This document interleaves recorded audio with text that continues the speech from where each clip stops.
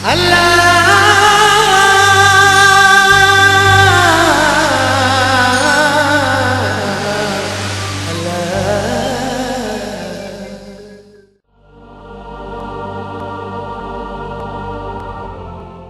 सदियूं पहिरीं अलाह इंसान जी हिदायत जे लाइ क़ुर नाज़िल कयो।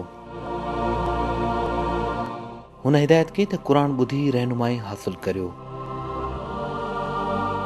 पंहिंजे नुज़ूल खां हशर जे ॾिहाड़े ताईं हीउ अलामी किताब इंसाननि जी रहनुमाई जो वाहिद ज़रियो रहंदो।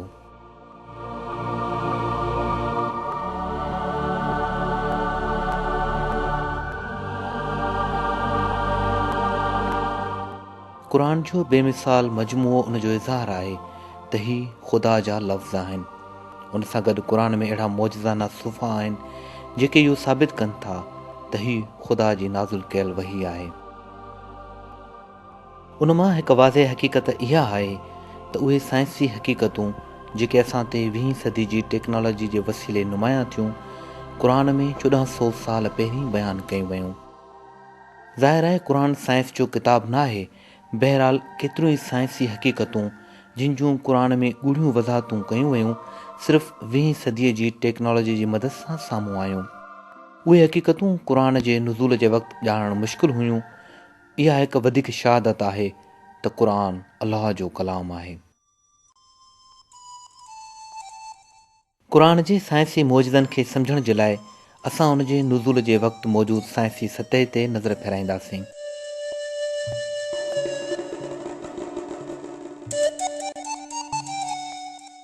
सतीं सदीअ में जॾहिं क़ुर नाज़िल थियो, अरब मुआशिरो बेबुनियाद अक़ीदा रखंदड़ हो। हू काइनात जी ॼाण खां वांझियल हुआ। ही अरब माज़ीअ जे नसुलनि खां विरासत में मिलियल मज़हब ते यकीन रखंदड़ हुआ।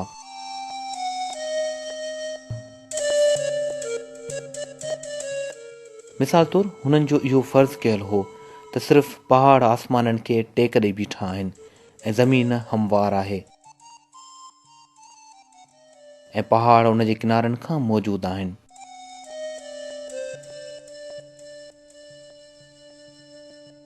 सम्झो इहो वेंदो त ही पहाड़ पील पावा आहिनि जेके हेॾे ऊचे आसमान खे खयूं बीठा आहिनि।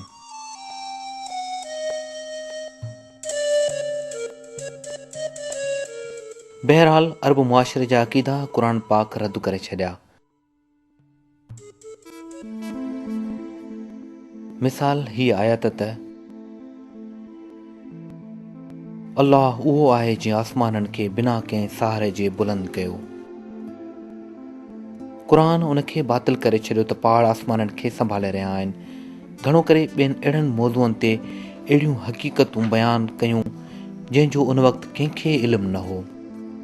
क़ुर जेको उन वक़्तु नाज़िल थियो जॾहिं माण्हुनि खे तबियात ऐं हयातियात जो तमामु घटि इल्मु हो, पंहिंजे अंदरि मुख़्तलिफ़ मौज़ूअनि ते वाज़े हक़ीक़तूं रखे थो, जहिड़ोकि काइनात जी तख़लीक़, इंसान जे वजूद जी तख़लीक़, फ़ज़ा जो नक्शो ऐं इहो नाज़ुक तवाज़ुन जेको ज़मीन ते ज़िंदगीअ खे मुमकिन बणाए थो।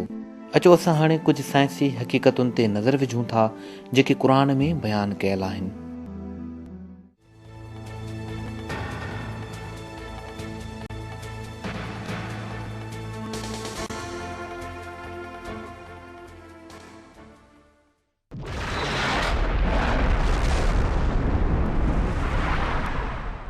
काइनात जी शुरूआत खे क़ुर में हिननि आयतुनि में बयानु कयो वियो आहे।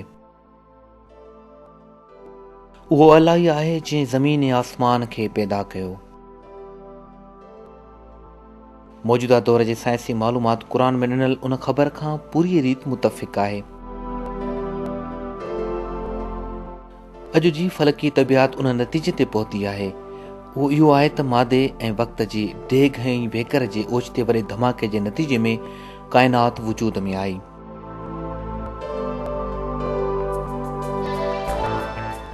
हिन वाक़िए जेको बिग बैंग या वॾो धमाको चवराए थो, पूरी काइनात खे 15 खरब साल पहिरीं पैदा कयो ऐं हिकु वाहिद नुक़्ते सां अदम खां वजूद में आंदो। जदीद साइंसी हल्का इन ते मुतफ़िक़ आहिनि त अज़ीम धमाको काइनात जी इब्तिदा जी वाहिद तशरीह आहे ऐं हीउ त काइनात कहिड़ी रीति वजूद में आई। अज़ीम धमाके खां पहिरीं मादे नाले का शइ मौजूदु न हुई। उन अदम जी हालत में न ई मादो हो, न ताक़त ऐं न ई वक़्तु मौजूदु हो। तबियात जे मुताबिक़ मादो, ताक़त ऐं वक़्तु सभु तख़लीक़ कया विया। इहा हक़ीक़त जेका तबियात वेझड़ाई में दरियाफ़्त कई आहे, क़ुर 1400 साल पहिरीं ऐलान करे थो।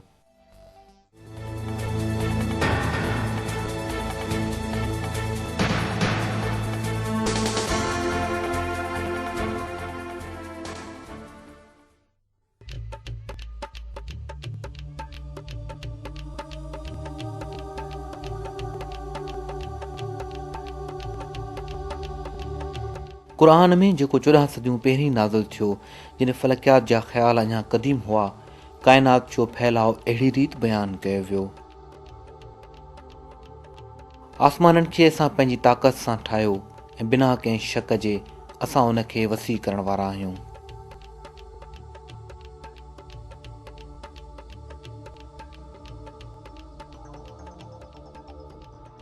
आसमाननि जो लफ़्ज़ जीअं त हिन आयत में बयानु कयो वियो आहे, क़ुर में केतिरनि ई जायुनि ते ख़िला ऐं काइनात जी माना में इस्तेमालु थियो आहे। हिते बि उहो ई लफ़्ज़ उन ई माना में इस्तेमालु थियो आहे। ॿियनि लफ़्ज़नि में क़ुर में हीअ ख़बर ॾिनी वई आहे त काइनात फैलिजंदी आहे ऐं हीउ उहो ई नतीजो आहे जंहिं ते अॼु जा साइंसदान पहुता आहिनि। 20वीं सदी जे शुरू ताईं साइंसी दुनिया में हीउ नज़रियो राइज हो त काइनात जो मिज़ाज साकन आहे ऐं हीअ लामहदूद वक़्त खां मौजूदु आहे। बहरहाल जदीद टेक्नोलॉजी मदद सां थियण वारी तहक़ीक़ मुशाहिदनि ऐं हिसाबनि इंकिशाफ़ कयो आहे त हक़ीक़त में काइनात जी इब्तिदा थी आहे। 20वीं सदीअ जी शुरूआत में हिकु रूसी माहिर तबियात एलेक्जेंडर फ्रेडमैन ऐं बेल्जियम जे हिकु फ़लकियात जे माहिर जॉर्ज लेमर्टन वाज़ह हिसाब कयो त काइनात मुस्तक़िल हरकत में आहे ऐं हीअ मुस्तक़िल फैलिजी रही आहे। हीअ हक़ीक़त 1938 में मुशाहिदे जे अंगनि अखरनि मां बि साबित थी वई। आसमान जी दूरबीन सां मुशाहिदे जे दौरान फ़लकियात जे माहिर जी एडवर्ड हिबल दरियाफ़्त कयो त सितारा ऐं काइनात मुस्तक़िल हिक ॿिए खां परे वञी रहिया आहिनि।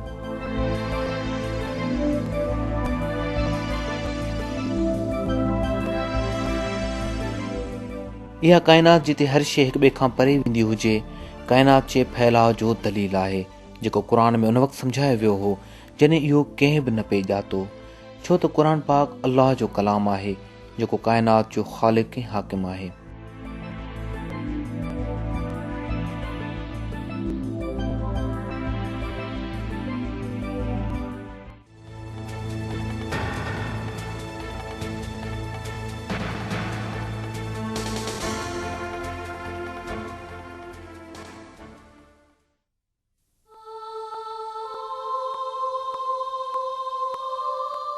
क़ुर में चंड ऐं सिज जो हवालो ॾेई इन ॻाल्हि ते ज़ोर ॾिनो वियो आहे त उन्हनि मां हर हिकु मख़सूस दायरे में हरकत करे रहियो आहे। अलाह उहो ई आहे जंहिं राति ऐं ॾींहं खे तख़लीक़ कयो, जंहिं मां हर हिकु पंहिंजे मदार में तरी रहियो आहे।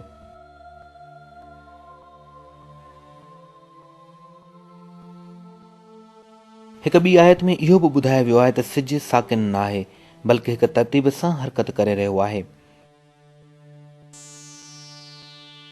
ऐं सिज जे लाइ जेको मुक़ररु कयल रस्तो आहे हू उन ते हली रहियो आहे।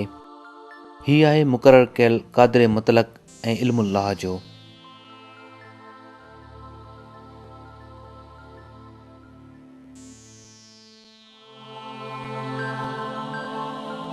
ही हक़ीक़तूं जिन खां क़ुर आगाह करे थो, असांजे ॾूरांहें फ़ल्की मुशाहिदनि मां दरियाफ़्त थिया। फ़लकियात माहिरनि जे हिसाबनि जे मुताबिक़ सिज हिकु मख़सूस रफ़्तार सां सभ खां वधीक रोशन सियारे स्टार वेगा जी तरफ़ सफ़र करे रहियो आहे। सिज सां गॾु हुन जे शमसी कशिश जे असर में सभु सियारा ऐं ग्रह इहो मुफ़ासिलो तय कनि था। उन सां गॾोगॾु काइनात में मौजूदु हड़ई सियारा अहिड़े ई मुनज़्ज़म हरकत में आहिनि।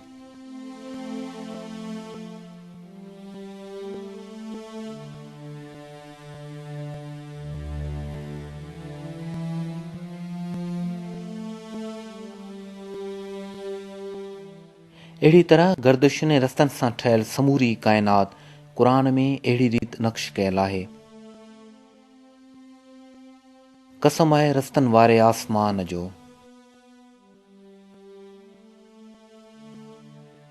मजमूई तौर ते काइनात में 200 खरब आकाश नदियूं आहिनि ऐं हर हिक में 200 खरब सितारा आहिनि।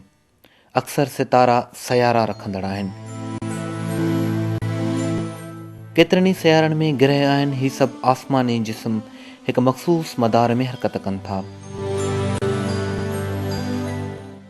लखनि सालनि खां उन्हनि मां हर हिकु पंहिंजे दायरे में मुकमल हम आहंगीअ सां तरी रहियो आहे ऐं ॿियनि सां ॻंढियल आहे। उन खां अलावा केतिरा ई पुछड़ तार बि पंहिंजे मुक़रर मदारनि में घुमी रहिया आहिनि। ही मदार सिर्फ़ आसमानी जिस्मनि ताईं महदूद न आहिनि, बल्कि आकाश नदियूं बि मुक़रर कयल मुनज़िम दायरे में घुमी रहियूं आहिनि।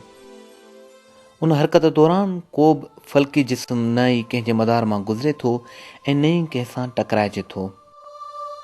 बिलाशक इहो मुशाहिदो कयो वियो आहे त कुझु आकाश नदियूं हिक ॿिए जे भरिसां ईअं गुज़रनि थियूं जो उन्हनि जा हिसा हिक ॿिए खे छुअनि बि नथा।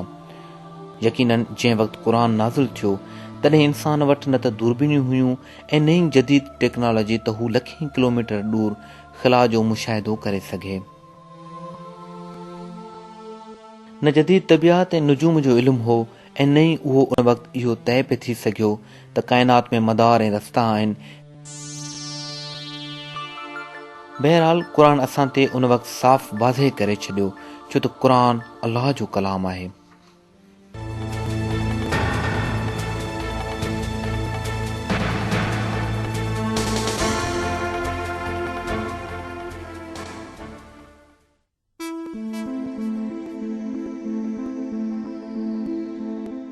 क़ुर पाक में अल्लाह असांजो ध्यानु आसमान जे दिलचस्प सिफ़तुनि जी तरफ़ छिकाए थो। आसमान खे महफ़ूज़ छित बि असां ई ठाहियो आहे, पर माण्हू उन जी निशानियुनि खां मुंहुं मोड़नि था।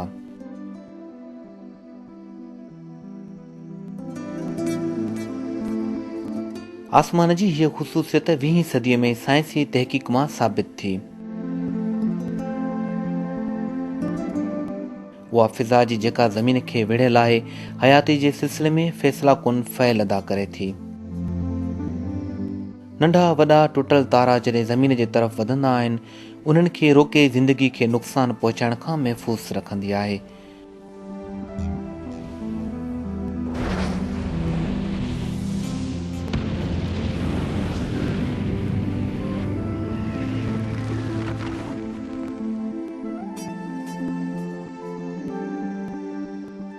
उन सां गॾोगॾु फ़िज़ा रोशनी जे उन्हनि शुआउनि खे बि साफ़ करे थी जेके जानदारनि जे लाइ नुक़सानदा आहिनि। दिलचस्प ॻाल्हि हीअ आहे त फ़िज़ा सिर्फ़ महफ़ूज़ ऐं कारआमद शुआऊं यानी ज़ाहिर थींदड़ शुआउनि, गैर बनफ़शी शुआउनि, ॻाढ़सीरनि शुआउनि ऐं रेडियो शुआउनि खे गुज़रण ॾिए थी। ही सभु शुआऊं ज़िंदगी खे हयात बख़्शींदड़ आहिनि। गैर बनफ़शी शुआऊं जिन जो सिर्फ़ कुझु हिसो फ़ज़ा मां गुज़री सघे थो, जेके ॿूटनि ऐं सभिनी जानदारनि जे लाइ तमामु ज़रूरी आहिनि।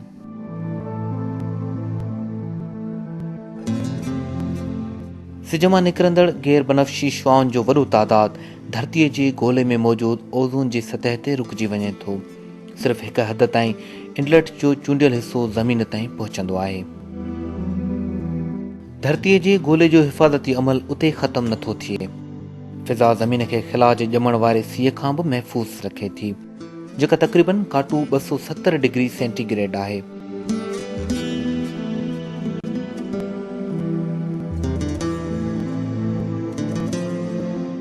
सिर्फ़ फ़िज़ाई ज़मीन खे नुक़सान वारनि असरनि खां नथी बचाए, उन सां गॾोगॾु ज़मीन जे मक़नातीस मां पैदा थींदड़ वेन एलन बेल्ट नाले तह पिणु ज़मीन खे ख़तरे जो ज़रियो बणिजंदड़ शुआउनि जे लाइ हिफ़ाज़ती ढाल बणिजंदो आहे।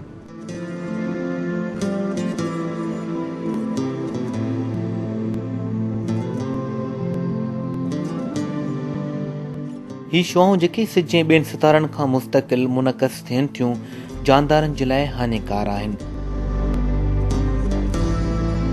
जेकॾहिं वेन एलन बेल्ट मौजूदु न हुजे हा त शमसी तौर ते पैदा थियण वारो तमामु वॾो तूफ़ान ज़मीन ते मौजूदु समूरी हयाती खे तबाह करे छॾे हा।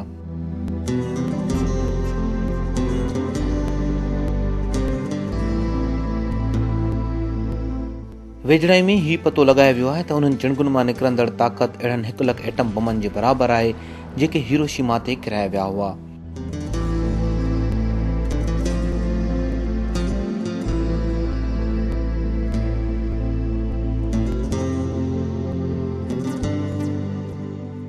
हिकु चिणग जे लामारे जे 48 कलाकनि खां पोइ हीउ मुशाहिदो कयो त कुतुबनुमा जो मक़नातीसी वहिकिरो गैर मामूली हरकत करे रहियो आहे ऐं ज़मीन जे चौधारी 700 किलोमीटरनि ताईं गर्मी पद 2500 डिग्री सेंटीग्रेड वधी वियो।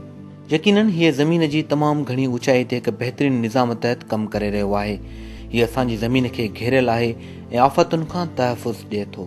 जेतोणीकि साइंसदाननि खे उन जी वेझड़ाई में ॼाण मिली आहे, पर क़ुर पाक असांखे सदियूं अॻु धरतीअ जे ॻोल्हे जी हिफ़ाज़ती ढाल जे हुजण जी ख़बर ॾिनी हुई।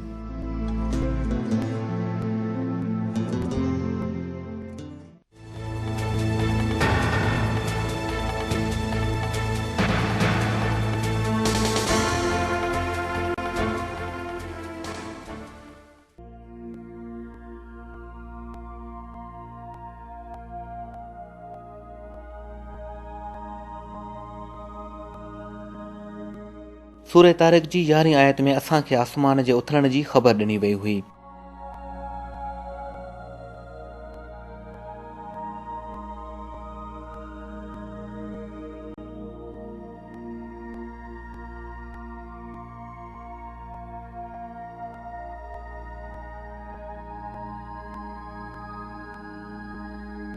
हीअ आयत जेका क़ुर जे तर्जुमे में गर्दिश जो लफ़्ज़ आहे, उथलण जो मतिलबु पिणु रखे थी। जीअं असांखे ॼाण आहे त धरतीअ जो गोलो केतिरनि ई तहनि ते मुश्तमिल आहे। हर तह ज़िंदगी जे लाइ अहम सबबु रखे थो। तहक़ीक़ मां इहो इंकिशाफ़ थियो आहे त हीअ तहूं उन्हनि सभिनी मादनि खे जेके उन जे आॾो अचनि था या त ख़ला में वापसि करे छॾनि या ज़मीन ते मोकिले छॾनि। अचो हाणे कुझु मिसालनि जी मदद सां ज़मीन जे चौगिर्द मौजूदु तहनि जे उथलण जे अमल जो जाइज़ो वठूं था।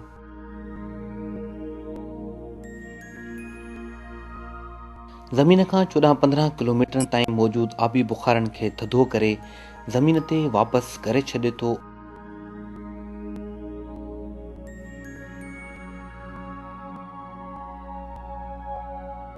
ओज़ोन जो तह जेको ज़मीन खां 25 किलोमीटर जी बुलंदीअ ते आहे, नुक़सानदा तापकारी ऐं गैर बनफ़शी शुआउनि खे रोके वापसि ख़ला में मोकिले थो छॾे।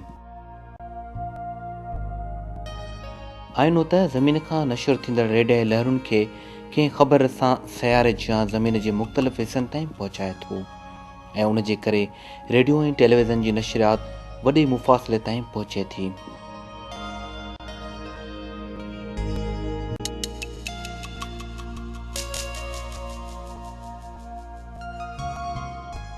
आसमान जी उहा ख़ुसूसियत जंहिंजी हाणोकी साइंस ॼाण ॾिनी आहे, क़ुर पाक में सदियूं अॻु ख़बर ॾियण इन ॻाल्हि जो चिटो सबूत आहे त क़ुर अल्लाह जो कलाम आहे।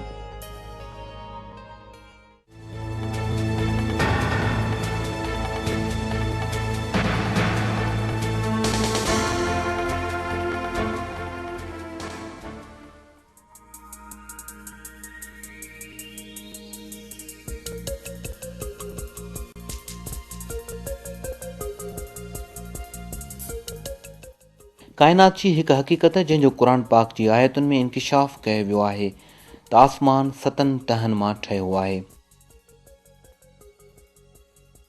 उहो अलाह आहे जंहिं तव्हां जे लाइ शयुनि खे पैदा कयो, पोइ आसमान ॾांहुं इरादो कयो ऐं उन्हनि खे ठीकु ठाक 7 आसमान बणायो ऐं हू हर शइ खे ॼाणे थो।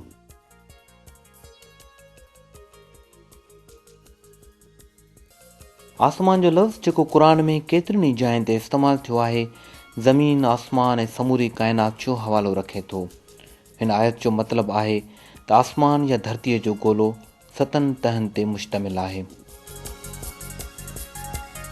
बिलाशुबा अॼु इहा ॻाल्हि ॼाण में आहे त धरतीअ जो गोलो 7 तहनि मां ठहियलु आहे जेके हिक ॿिए जे मथां वाक़िअ आहिनि। इन खां अलावा जीअं क़ुर में ॿुधायो वियो त उहे तादाद में 7 आहिनि, हिकु साइंसी ज़रिए सां उन मज़मून खे हिन रीति बयानु कयो वियो आहे। साइंसदाननि जाखोड़ कई आहे त धरतीअ जे चौगिर्द हवा जी सतह केतिरनि ई तहनि ते मुश्तमिल आहे। इहे तहूं तबई ख़ासियत या गैसुनि जी सिफ़तुनि जे हवाले सां मुख़्तलिफ़ आहिनि। ज़मीन जे सभ खां वेझो तह टॉप स्फीयर चवराए थी ऐं इहो तह धरती जे चौगिर्द हवा जो तक़रीबन 90% भाङो रखे थो। स्ट्रापो स्फीयर जे मथां वारो तह स्टार्स स्फीयर चवराए थो। ओज़ोन त स्ट्राटोस्फीयर जो हिसो आहे जिते गैर बनफ़शी शुआऊं जज़्ब थियनि थियूं। स्ट्राटोस्फीयर जे मथां वारो तह मेसोस्फीयर चवराए थो। थर्मोस्फीयर मेसोस्फीयर जे मथां मौजूदु आहे। थर्मोस्फीयर जे अंदरि ई आयोडाइन गैस तह ठाहे थी जेका आयनोस्फीयर सॾाए थी। धरतीअ जे गोले जो ॿाहिरियों हिसो 480 किलोमीटरनि खां 907 किलोमीटरनि ताईं पखिड़ियल आहे।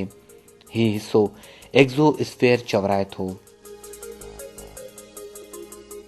जेकॾहिं असां हिन तरीक़े सां हिसाब लॻायूं त ॾिसंदासीं त धरतीअ जो गोलो 7 तहनि मां ठहियल आहे, जीअं आयत में बयानु कयो वियो आहे। हीउ हिकु अज़ीम मौजूदो आहे त हीअ हक़ीक़तूं जेके 20वीं सदीअ जी टेक्नोलॉजी खां सवाइ मालूम न पियूं करे सघजनि, क़ुर पाक में 1400 साल पहिरियों वज़ाहत सां बयानु कयूं वयूं।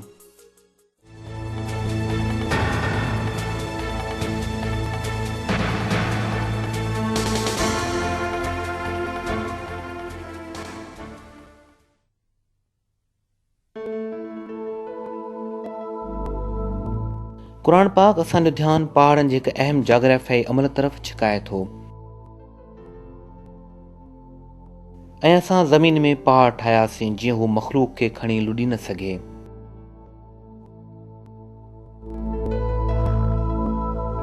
जीअं ॾिठो वियो त हिन आयत में बयानु कयो वियो त पहाड़नि जे वसीले ज़मीन खे धुॾण खां बचाइणु आहे।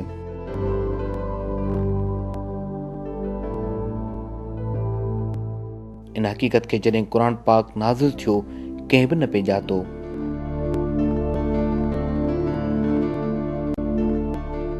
हक़ीक़त में हीअ ॻाल्हि वेझड़ाई में जदीद जाग्राफी जी मदद सां वाज़े थी आहे। हिन मालूमात मूजिबि पहाड़ ज़मीन जी वॾियुनि चादरुनि जी हरकत ऐं टकराव सां उभरिया आहिनि। जॾहिं ॿ चादरूं टकराइबियूं आहिनि त ताक़तवर ॿिए जे अंदरि खिसकी वेंदी आहे। मथियों तह ॿिटो थी पहाड़ जी शिकिल इख़्तियार करे वठंदो आहे। हेठियों तह हेठां जी डिघ में हलियो वेंदो आहे। इन जो मतिलबु आहे त पहाड़नि जो हेठियों हिसो बि ओतिरो ई डिघो ऐं वेकिरो हूंदो आहे जीअं उहो हिसो जेको ज़मीन ते नज़र ईंदो आहे।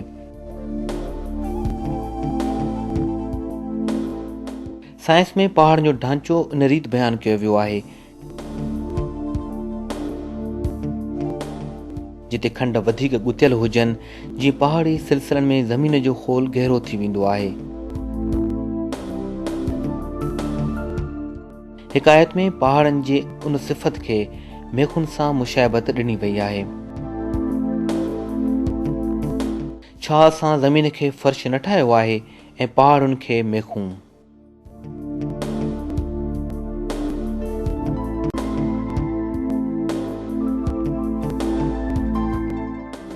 ॿियनि लफ़्ज़नि में पहाड़ ज़मीन जी सतह जे मथे हेठें हिसे में फैलिजी ज़मीन जी चादरुनि खे ठके ठोके मिलाए छॾींदा आहिनि। अहिड़ी रीति ज़मीन जे खोल खे महफ़ूज़ करे लचकण खां बचाइनि था।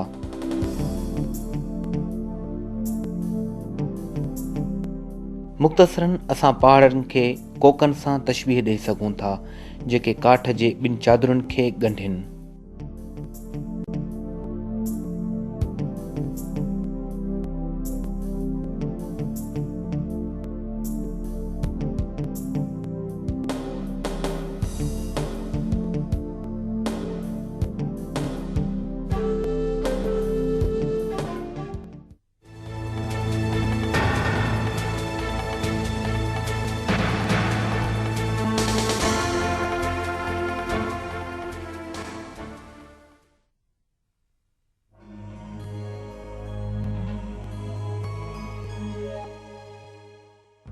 हिक आयत में असांखे आगाह कयो वियो आहे त पहाड़ जीअं असांखे ॾिसण में अचनि था साकन न आहिनि ऐं मुस्तक़िल हरकत में आहिनि।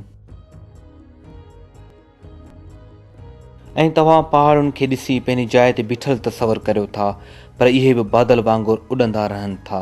हीअ आहे सिफ़तुल्लाह जी जंहिं हर शइ खे मज़बूत ठाहियो ऐं जेको कुझु तव्हां करियो था हू उन खां बाख़बर आहे। पहाड़ुनि जी उन हरकत जो सबबु उन ज़मीनी तह जी हरकत आहे जंहिं ते हू वाक़िअ आहिनि। ज़मीन जी सतह पंहिंजे मथे सतह खां हिक तरह सां वही वञे थी जेका ख़तरनाक आहे।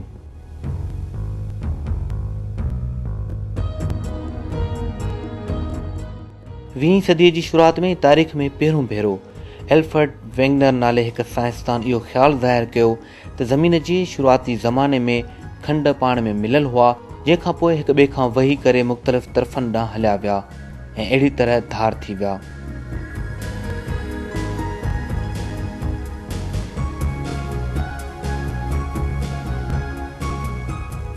साइंसदान वेगनर जे मौत जे 50 सालनि खां पोइ ही सम्झी सघिया त वेगनर दुरुस्त हो।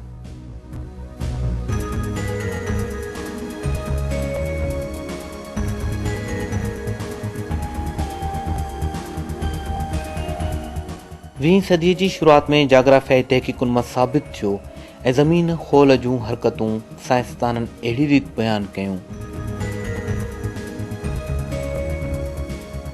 ज़मीनी खोले जे पर्दे जे ॿाहिरियों हिसो, जंहिंजी वेकर तक़रीबन 100 किलोमीटर आहे, अहिड़नि टुकरनि में विरहायल आहे जंहिंखे चादर चइबो आहे। उन्हनि में 6 नंढियूं वॾियूं चादरूं आहिनि। लेट टेक्टॉन्स नज़रिए जे मूजिबि हीअ चादरूं ज़मीन ते पाण सां गॾु खंडनि ऐं समुंडनि खे साण करे हरकत में रहनि थियूं। खंडनि जी हरकत 1 खां 5 सेंटीमीटर सालियानी मापी वई आहे। जीअं जीअं चादरूं अॻिते वधंदियूं, उहे ज़मीन जी जाग्राफियाई हालत में तब्दीली आणींदियूं। मिसाल जे तौर ते एटलांटिक वॾो समुंड हर साल कुझु वेकिरो थी वेंदो। हिकु अहम नुक़्तो जेको हिते बयानु कयो वियो आहे त अल्लाह पहाड़नि जी हरकत खे हिन आयत में वहिकरे सां भेट ॾिनी आहे। अॼु जदीद साइंस बि हिन हरकत जे लाइ खंडनि जे वहिकरे जी तरकीब इस्तेमालु करे थी। बिलाशक ही क़ुरान जो मौजज़ो आहे त हीअ साइंसी हक़ीक़त जेका वेझड़ में ई साम्हूं आई, क़ुरान पाक में ऐलानिया चयल आहे।